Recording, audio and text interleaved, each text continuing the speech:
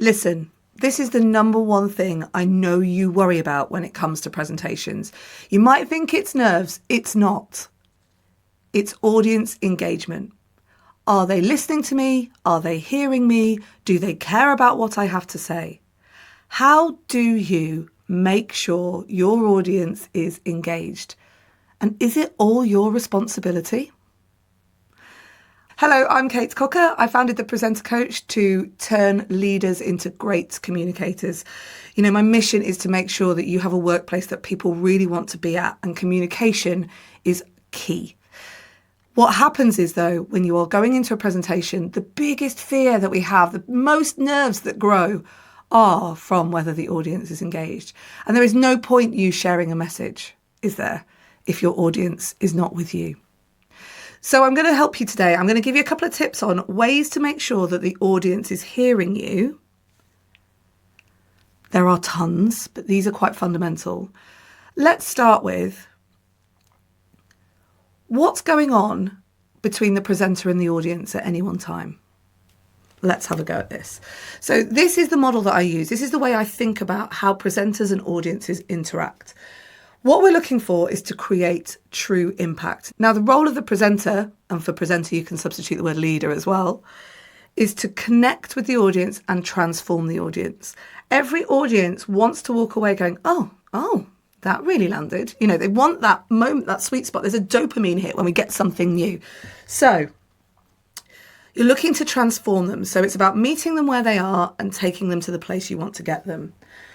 And for that to happen, it's not all your responsibility, okay? So let's look at this. This is the model I use all of the time. You have presenter on this side and audience on this side.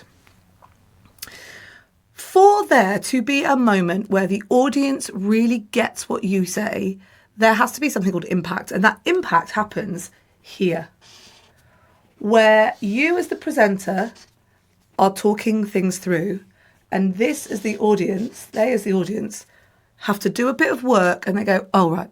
And that work can be an emotional response, a physical workshop, some education. There just has to be this little moment where they've done the work and they get it.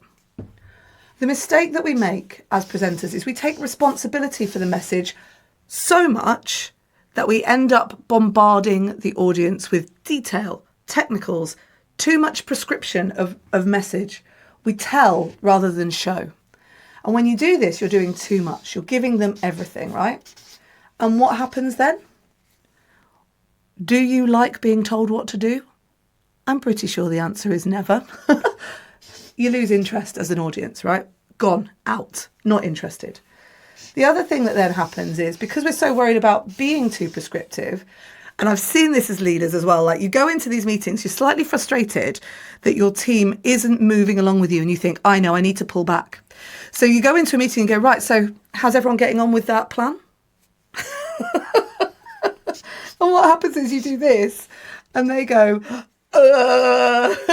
and so you've done a little bit of work and they just do that. No one is working this hard to be able for you to pass a message on. So you have to meet them in the middle. And there are so many techniques that you can use here that I want to talk to you about how you go about connecting with your audience, how about repetition really helps with this sort of stuff, especially over time. You know, making sure that people have really remembered what you've said is a big thing. And I'll do that in a video another time, I'm sure. But there are 3 things I want to give you today that will help you to make sure that this is happening. That little spark, that little moment. First things first, you need to make it about the audience as much as you can. Make it about them.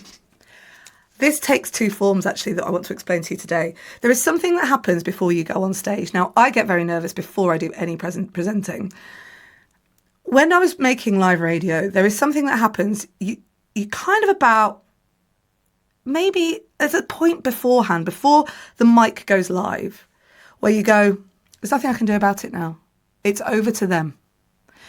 So while I will always preach that the sender is responsible for the message being received, I also know that when you're in a presenting environment, knowing that the audience has some responsibility here really helps with the nerves.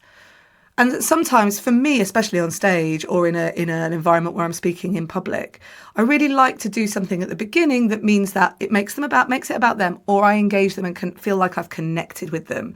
And this happens in remote meetings as well. And we can talk a lot about remote meetings, can't we? So make it about them. There are some little tricks that you can do here. First of all, you can pay them a compliment, Thank you so much for coming. I know it takes a big deal for you to be here, so thank you. You can commend the work that you've seen so far, maybe. I know you're working really hard. This is where we are at the moment. I want you to get something from this that really means that you can go away and think about how you're going to improve your work. All the way through the presentation, if there's ways of making it a benefit to them, everyone turns up to a conversation, don't they? What's in it for me? If you can make this about them as much as you can, the better. Just a very simple thing that you can use is the word you. Avoid you all if you can, but you. And I did it at the start. I know you want to engage your audience more. You know that thing that happens? Have you ever been in that situation where the word you, if you can get into a you mindset in your work, you're going to find that when you're speaking with people, they will engage with you. You is a really good connecting word. Okay, number 2, interact. There are tons of ways to interact. Never undervalue the power of education. Like, stuff in your head that the people you are speaking to do not know. Never undervalue giving them some sort of something new to think about, giving them some context that explains why you are where you are. Those sorts of things can really help. So never underestimate the power of those things, and then allow them in. So bring the interaction to the table. Questions really work. Questions really work. Have you ever been in a workshop where they've asked you questions and it's really made you think? Questions, they can be rhetorical. How do we get from A to B? Well, how do you get from A to B? Well, they can be literal. The one thing that I think that I need to caveat here is that when someone is sat in an audience, and you'll have been there too, I know you have, you'll have sat in an audience and the presenter will have asked a question and a little bit of you will have gone, oh, they're that person, aren't they? They're going to ask a load of questions. Ugh.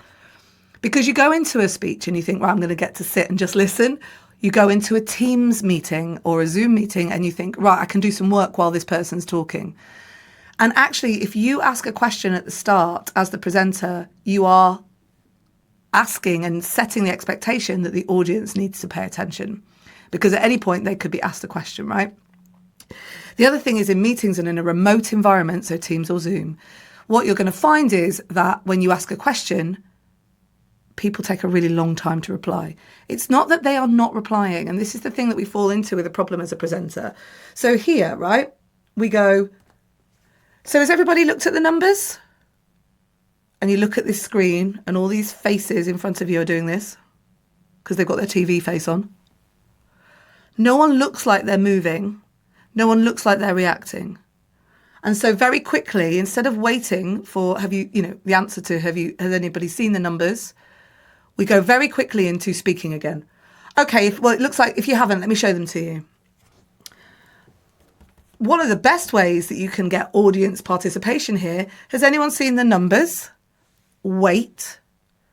You can put it into the chat if you want to. Wait. And then you'll get an answer. And then if you do, you can then say, okay, could you explain the numbers to everybody, please? That's engagement. That's audience interaction. That's a collaborative meeting experience that you as a leader can facilitate rather than just present to. Let me go back to that waiting thing. Imagine what it's like for you as an audience on your Teams call at work. And you're thinking, right, I can cut my potatoes and get my casserole ready for tonight. I've done that before. And then someone says, has everybody looked at the numbers? And you go, oh my goodness, they're asking me a question. Okay, how do I reply? Do I reply on chat? Do I reply by pressing on, have I muted? Do I need to unmute? There is all of that going on. Then they're thinking, who else is replying? Is someone else replying? There is a long time to be had between asking the question and receiving the answer from the audience, especially in a remote environment. And it feels longer anyway. So my tip to you is ask the question, and then wait. Try to keep your mouth shut so someone then comes back. Lean into the awkwardness. And you know what? In real life, it does happen as well. I'll often ask a question, good morning. And good morning, how are you? They'll go, good. And I'll go, how are you? So then they go, yeah, it's good. So you get that little bit of interaction. But interact. There are tons of ways to do this as well. As I said, do not underestimate the power of education. But questions are another thing that you can do as well. And then the third thing that you need to do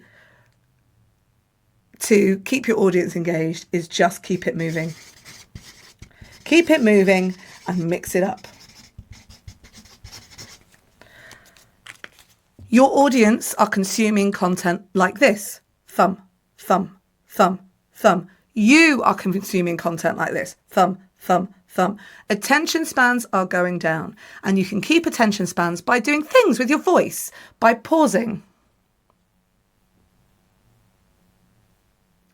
by moving things quickly, by going on to the next subject, by giving them another way of looking at it, by using different media.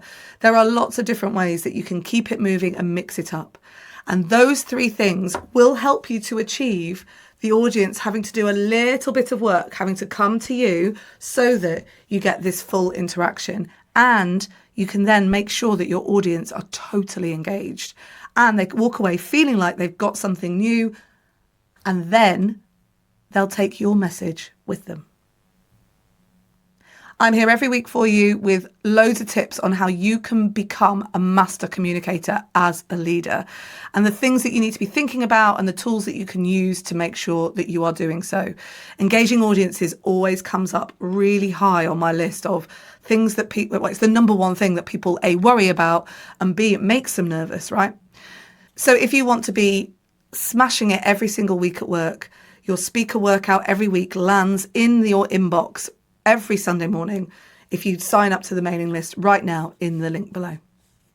Great communication will change your life, and it will change the world of the people around you too. So keep working at it.